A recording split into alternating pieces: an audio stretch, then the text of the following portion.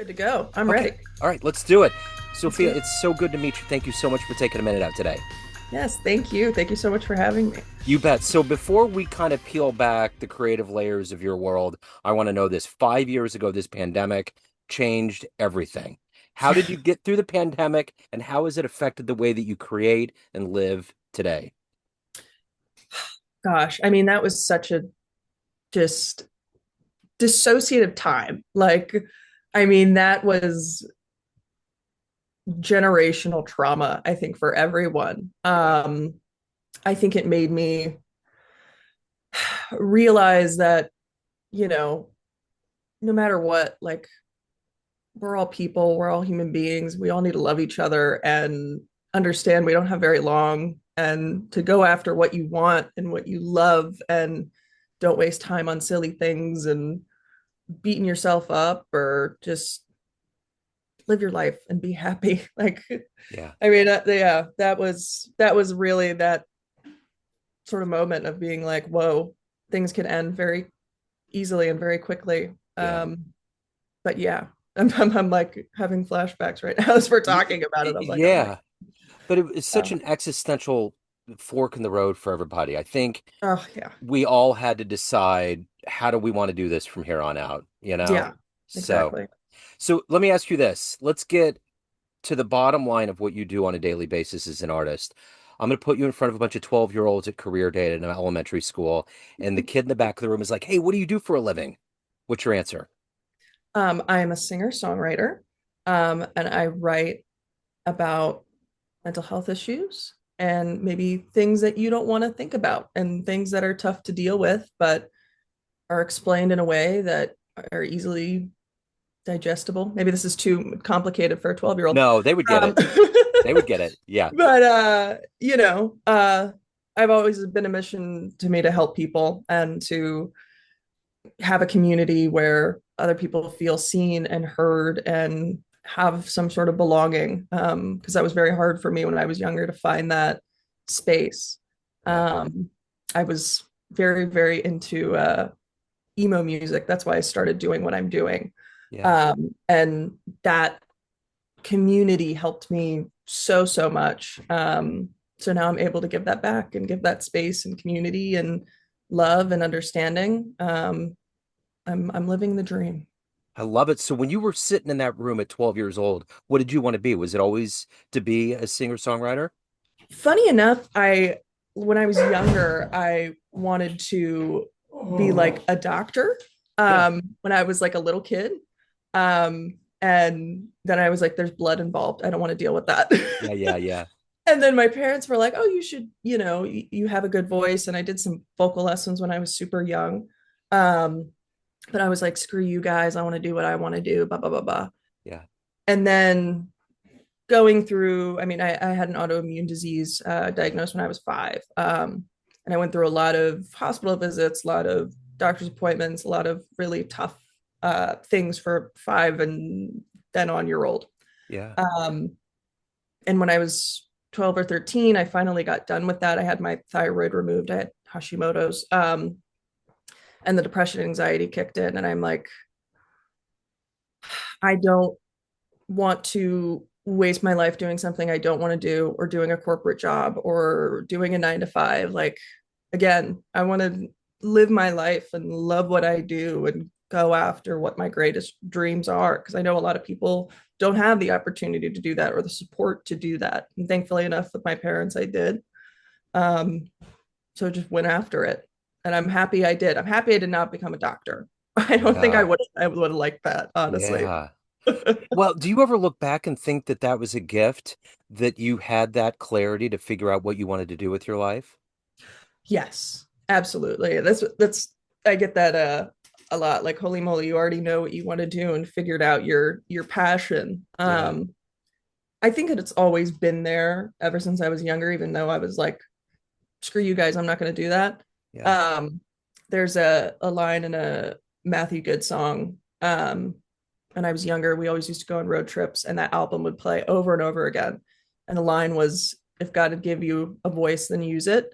Yeah. And every single time I heard that line, it just like hit me in a way. And Yeah. even when I was like younger, it still hit me in a way. So I think somewhere deep down, I was new, and I'm happy that I figured out what I want to do. Like that's very rare. That's a very, very rare thing. Yeah. Yeah. So how did it begin? How did the whole idea of being a singer-songwriter begin and take hold? How were you convinced that this was a talent you had and you wanted to go for it? I just started going for it. I mean, I started with some open mic nights and things like that. Started writing, and I started seeing sort of the impact I was having because I'm just writing and creating and just like figuring this stuff out. Um, and seeing people's emotions towards it, seeing people connect to, and especially like adults connect to it. Like I'm 13 writing this, song about a relationship I've never been in, but people are like, whoa, like that really hits, that hits deep. Yeah. Um, I think that I lost my train of thought. I lost the question. Well, it was about like when did you realize you had this talent and you were going to go for it and you were going to pursue it as the vocation, the career? Yes. I think it was just that. Like it was like writing and learning and seeing people react to it and Yeah. feeling it. Cause I mean, I never was like, this is the moment, this is the time it's gonna happen. Yeah. It was just sort of like this slow evolution. Because if it wasn't received well and people were like, I probably, wouldn't have gone along with it. But Yeah.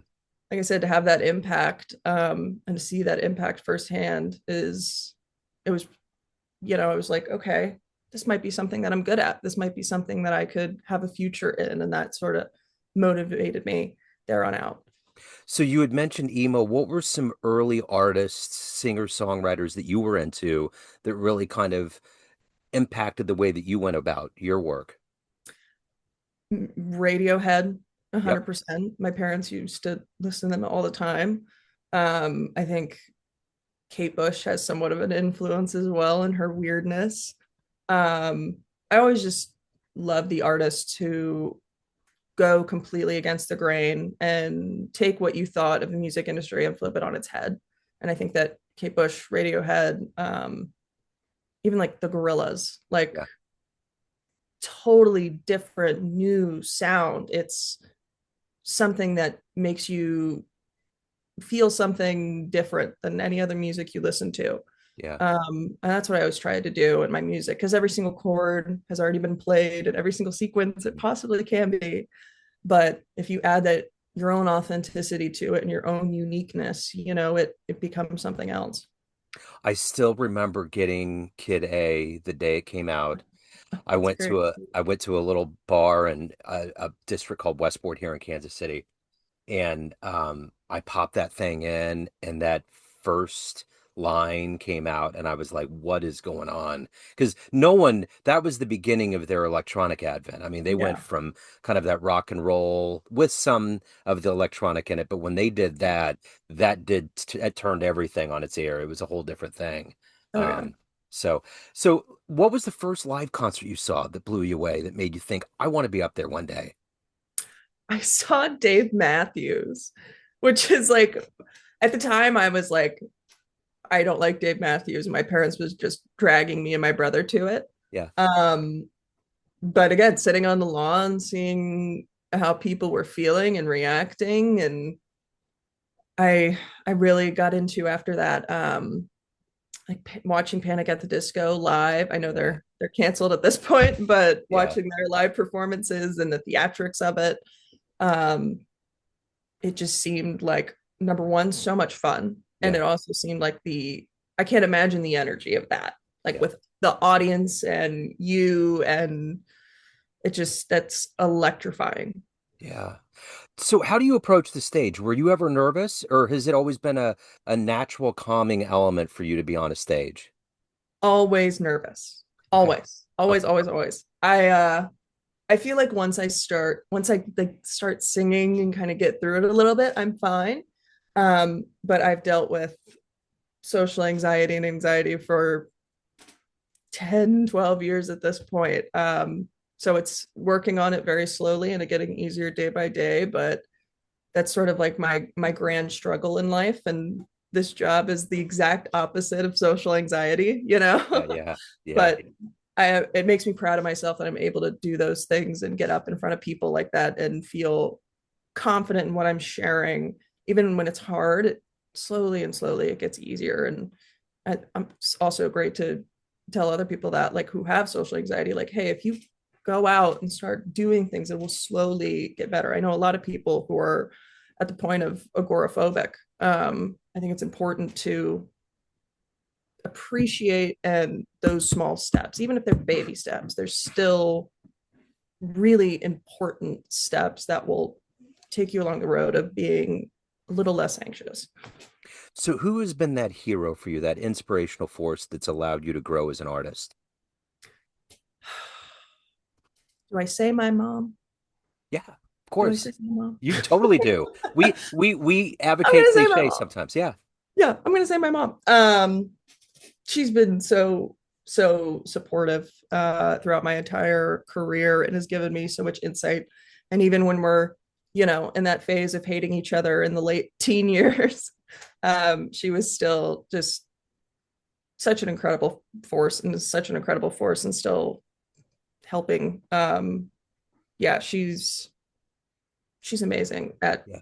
just understanding like what's going on, and even having that side of the business end. She used to do marketing for a while, so she has some insight there. I mean, we've been side by side doing this for 10 years together. But I think without that support and without that guidance, no way I'd be where I am. My Yeah. mom is my hero for sure.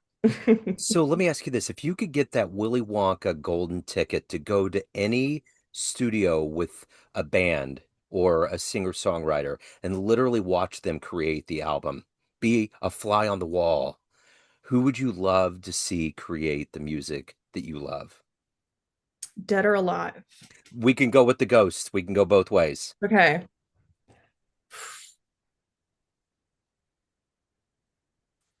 I mean, I'm not even a big fan, but I mean, I like them, but I'm not like the biggest fan. Uh, the Beatles. Yeah. You know what? The Beatles, because that one, I would love to have seen the drama, Yeah. because there was so much drama Oh between yeah. them. Yeah. And just to see the genius creative process and just pick up little tidbits and tips along the Yeah. way to help myself. But I Yeah. mean, that would be legendary, I Well, think. they did do the Let It Be session. They kind of opened that up, but I think at that point, Yoko was around a lot. You could feel the tension with Paul, like, what are you doing? Why are you here? There was that whole element. But yeah, there was always something about their dynamic that was going to, yeah, be a part. And who knows with all of those little acrimonious things, how much it lent to them being innovative and Oh yeah. creative, that Oh, whole thing. exactly. So, Yeah. um, so let me ask you this. So you've been signed to Universal, which is a big deal. What was that like? What was that like when you realized that you've incubated this dream, you've worked hard at it, and you get to this moment with such a big, huge outfit? What did that feel like? It was unbelievable. I mean, you always hope for it to happen. You always hope to be able to be at that level. But for it to happen, I mean, the imposter syndrome was heavy. It took me a while to accept it and know that I'm like in the place I'm supposed to be at. And then also with the added pressure of like being with a Universal Music Mexico and them wanting to spread out in the United States and be like me sort of be their opener, and I'm like, oh my gosh, like it's an incredible gift. And I think every day I'm like, I'm signed to a label, holy moly, I'm signed to Universal, holy moly, like I have to constantly remind myself. But Yeah. I'm blessed. It's interesting that imposter syndrome notion. So I've been in Kansas City my whole life. I'm 52. And I've watched the scene. In my 20s, there was an all-female band called Frog Pond that did very, very well. There was a lot of bands that came out, but no one really made it. And just recently, they released a documentary about the Kansas City music scene, going back to the jazz days on 18 and Vine, the evolution of all of that into rock and roll and the bands. And no one really has gotten massively big out of Kansas City. And I think this town has imposter syndrome. I think we're bookended by LA and New York, Austin, these big scenes, but the Mhm. talent's always been here. And I'm waiting for the mentality here to get over that. And I think that's kind of what you cued in on. Do you feel like you have a handle on that? How do you deal with that?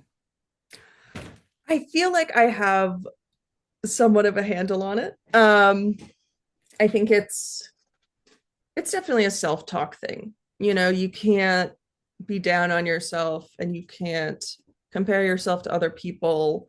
Um, but it's a constant battle of trying not to go down that deep dark well of maybe I'm not good enough, maybe I don't belong here, maybe somebody else should have gotten this. Um, it's an everyday thing. I feel like I now am more like confident and comfortable in where I am, but it is an everyday thing for sure. Baby steps. So let me ask you this. What is it that you look forward to every day as a creative making music? What gets you up and what keeps you wanting to evolve and to create this music? I think weirdly enough, it would be self growth and understanding myself on a deeper level. Um, Writing to me is a therapy and diary. Um, and I don't know, I'm always trying to figure myself out, if that makes sense. Like, Yeah. always trying to put it out on paper and dissect it and grow and, try not to be so down on myself and just constantly trying to pick my own brain, essentially. Yeah. So let me ask you this. What was the first really good review or fan letter that you got that blew you away, that was seminal early on, that really has stuck with you? I had I don't know, I don't know if this counts. I had and this was very early on, um a guitar teacher who was really helpful in creating. Um and I showed him one of my songs and he's in his like 60s, 70s, and he started crying as Wow. I was showing him the song when I was like 14. Yeah. And I was like, holy, that was like one of those moments again where I'm like, holy shit, like, excuse my French. No, you're Um, good. there's, this something I have inside of me that connects to people and that relates to people. And, I don't even know, what I'm doing. I'm 14 and I'm just writing these little songs on my guitar that's self-taught. But it had this impact on somebody who's been around for this long and gone through so much and they understand it and they feel it. Um, that was like a very shocking moment, but like such a revelation as well. So when you start doing something like music or something creative, you have this dream of your career. You have this dream of what this life is going to be like. But then there's the reality of what it actually is. What is that space between the dream and reality? What's the difference between them? The difference between them is I'm still living in my parents' house. Yeah. That would probably be numero uno. Um, and I also think like you know, it is a long process. Like there's so much like stuff you have to go through and figure out and set up. Um, I think my original thought was this going to be pretty streamlined, obviously in my head. Uh-huh. I'm like, oh wait, Yeah. there's a million other things I have to do. But yeah, that'd probably be number one. Living in my parents' house. I thought for sure. But Billie Eilish did that. Billie Eilish lived at home and was kind of just, Good. you know what I'm saying? Just kind of had this regular existence. My Yeah. stepdaughter was really into her, and we watched all of this stuff, and it was like there was just kind of this grounded nature that went in. It was almost as though, as big as she was getting in the world, she was always tethered to this Mhm. original magnetic force that got her where she was going. Yeah, I'm gonna be in a tiny house on my parents' land. That's my Yeah. plan. Okay.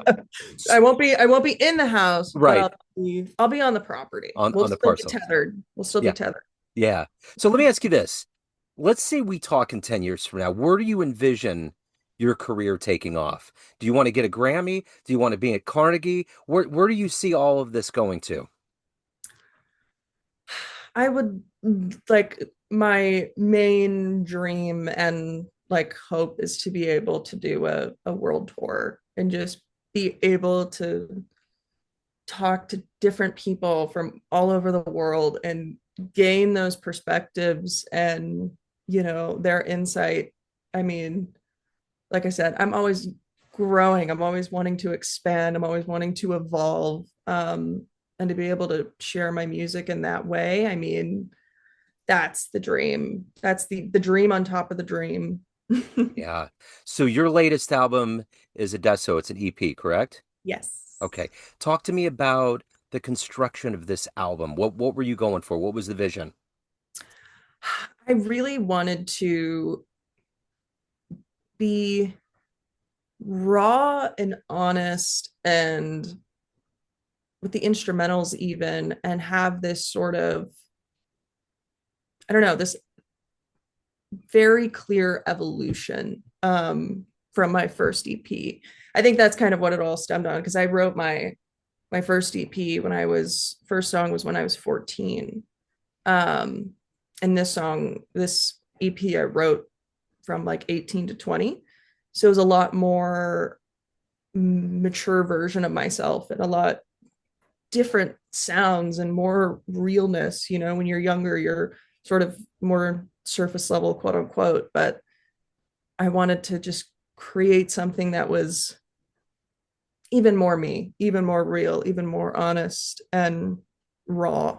Um, I think that people can connect to that the most at times, having that realness, that real instruments, real lyrics that have meaning and vocals that have honesty within them. Yeah, I love that EP so much. It's my baby. So let me ask you this. Everyone out there has a perception of you. Family, friends, fans, everybody that you work with in the music world, but you run the show. What's your perception of you? Who do you think you are? I think I am I don't know. I don't know. I think I'm very nice. I think I'm funny. I think I have a good time with anybody. I think Yeah. I can write and create some amazing ass songs. I don't know. I have a good perception of myself, but Yeah. I just think of myself as like a chill, cool person. Like Yeah. I I can dig hang it. out and do anything with anybody. I'm pretty easygoing. Okay, so one final fantastical question here. So we got the Beatles in the studio, but if you could go back in time and see one concert, where are you going? MTV Unplugged, Nirvana. Okay. Okay. Easy. Very cool. Easy. Okay. Very cool. Yeah, when I think about bands that blew up that didn't know it, I watched that Kurt and Courtney movie years ago that was kind of all of their VHS. Did you see that? I don't think I did. It No. was kind of getting on the inside of what really happened, what made him do what he did. Was it Courtney? There was all these things that were going on, but it was like all these home videos. And you could just sense even up to the end he wasn't even cognizant how big they were. Or maybe he just dismissed it altogether. But there was just kind of this sheen of he was just living his life, just a Yeah. regular guy. I mean, they were high half the time, but it was, Exactly. but it was still, there was this feeling that it was interesting when I think about that era and what was going on. Because it's such a magnifying glass over that band specifically. But at that time, Seattle was just a fertile ground of, Pearl Jam and Soundgarden, Alice in Chains, and all of those bands were completely neck and neck doing that at the time. So Yeah. it's And they interesting. busted through the scene. Yeah, yeah, for And then sure. they ruined it for everybody.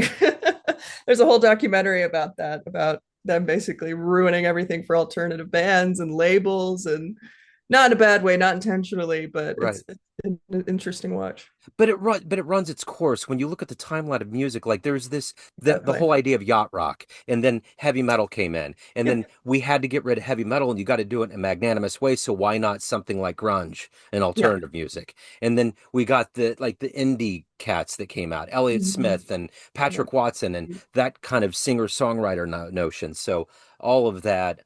Did you ever get into Elliott Smith or any of those guys? I did get into a little bit of Elliott Smith. It's like it's so like even listening to his music, I'm like, I'm depressed. Like this is some It's yeah, deep cutting stuff. yeah. I saw him live back in the late 90s in Oh wow. Lawrence, and it was still weird and bizarre. I remember at one point, there was so many people in there, and I could just tell he was just always uncomfortable. You could just feel it. Like he played at the Oscars that year, Miss Misery, and he Mm, came out in this like full white suit, leather kind of thing, and he just did not look like anybody glamorized. And you could just see everybody just like, what's going on? And then he just did the song, and it just blew the whole house down. Like they just couldn't yeah. believe because that was just kind of the way he was. But so let me ask you this: if anybody, obviously everything is streaming. But if anybody wants to pick up physical copies or catch you live or any of the other good business in your world, where's the best place to go? My Instagram, Okay. Sophia Warren Music, or TikTok, Sophia Warren Music as well. I'm pretty easy. Sophia Warren Music. Okay. So what's it like in Austin? What is it like to be a creative and live there?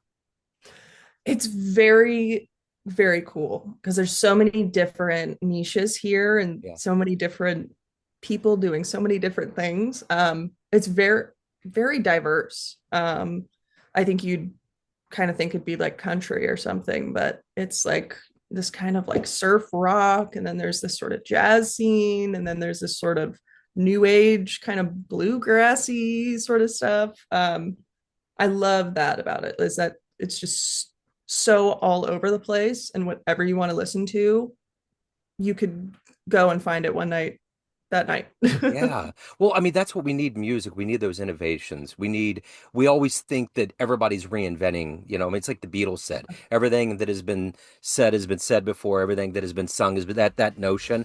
But I still think even with what you're saying, they're kind of bending these genres together in a Exactly. fertile playground like Austin with so many people that are getting in there. I think it's just going to create these genres that we can't even put our fingers on right now, you know? It's so cool. Yeah, It's so it's cool. awesome. Well, hey, thank you so much for taking some time out. Best of luck with your career. I appreciate it. Thank you so much, Joe. Have a great All right. rest of your day. You too. Take care. Bye.